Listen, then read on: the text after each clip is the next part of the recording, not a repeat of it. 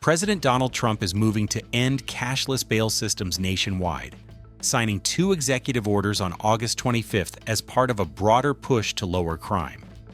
One order specifically targets the District of Columbia, while the other addresses all states.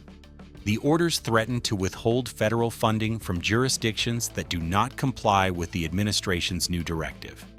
Cashless bail, a system in which suspects are released from custody while awaiting trial without having to post a monetary bond, has been a subject of intense debate. Proponents argue that it promotes fairness by ensuring that a person's freedom doesn't depend on their ability to pay, preventing individuals from being jailed for minor offenses simply because they are poor. However, critics, including the president, contend that these policies have led to an increase in crime by releasing potentially dangerous individuals back onto the streets.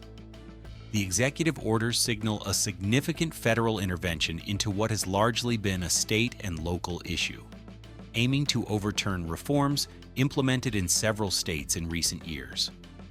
The administration's stance is that requiring a financial stake in returning for trial is a necessary tool for ensuring public safety and accountability within the justice system. The administration is also leveraging federal power to address the nation's energy grid. Energy Secretary Chris Wright has vowed that the Department of Energy will continue to use its emergency authority to keep dozens of fossil fuel power plants from closing. Speaking at a White House meeting on August 26th, Wright stated, "We're stopping the closure of all these plants way before their retirement date." This action targets up to 54 coal and natural gas-fired plants that were scheduled for retirement by 2028. The move is based on authority granted under Section 202C of the century-old Federal Power Act, which allows the department to take such measures during a declared energy emergency. The policy stems from an emergency declared by President Trump on his first day in office and a subsequent executive order in April. The administration argues these steps are critical to ensure the nation's electric grid can handle rapidly expanding demand, driven largely by the proliferation of data centers and the increasing use of artificial intelligence. Secretary Wright emphasized that maintaining these plants is essential for providing stable, cost-efficient power and preventing potential blackouts as energy consumption continues to surge. That theme of federal oversight extends to the Department of Health and Human Services, which has issued a stark ultimatum to 46 states and territories.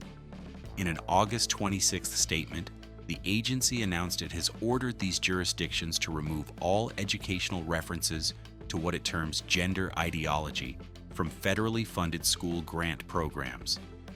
The states have been given 60 days to comply or risk losing their funding. The directive comes from the Administration for Children and Families, a division of HHS, which sent letters identifying curriculum material it says falls outside the authorized scope of the Personal Responsibility Education Program, or PREP.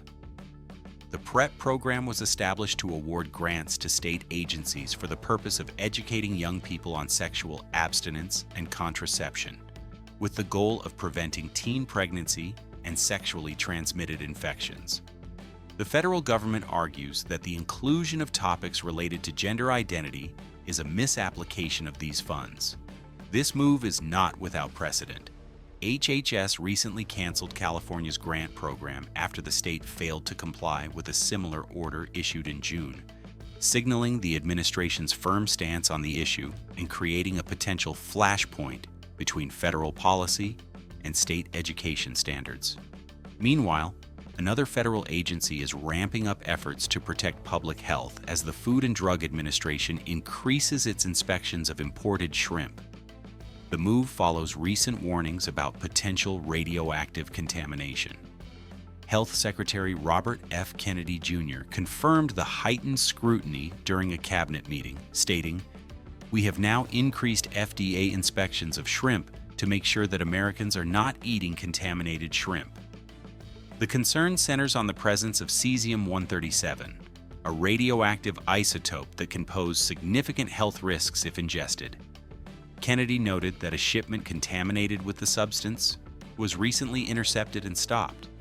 He also claimed that some South Asian countries are now dumping shrimp on our country, and the shrimp is heavily contaminated.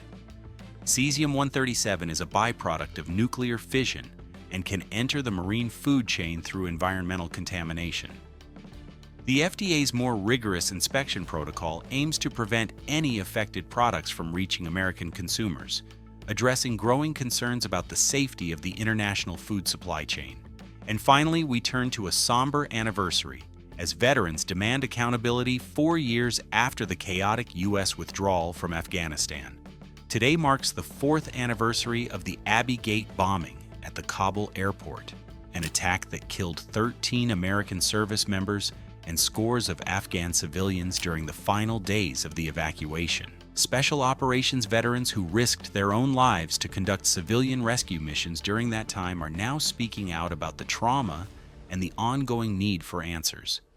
Dennis Price, a veteran who founded Heroes for Humanity, described the withdrawal as a failure that will haunt thousands. His group helped a dual citizen family escape through Abbey Gate just 45 minutes before the bombing. Another veteran, retired Force Recon Marine Chad Robichaux, helped lead an effort that rescued over 17,000 people in just 10 days, but says those left behind still weigh heavy on him. These veterans describe a near-total collapse of official channels, forcing them to create their own ad hoc networks. Jason Redman, a retired Navy SEAL, was part of Task Force Pineapple, a volunteer group of veterans who used a visual password system on phones to guide hundreds of Afghan allies through Taliban checkpoints to the airport. They worked around the clock, often in direct opposition to what they saw as a failing government response. Mark Oz Geist, a survivor of the 2012 Benghazi siege, also volunteered in Kabul, helping charter a jet that brought 100 people, including 59 children, to the U.S. He said the withdrawal was not just a moment, but a wound, and that remembrance demands action.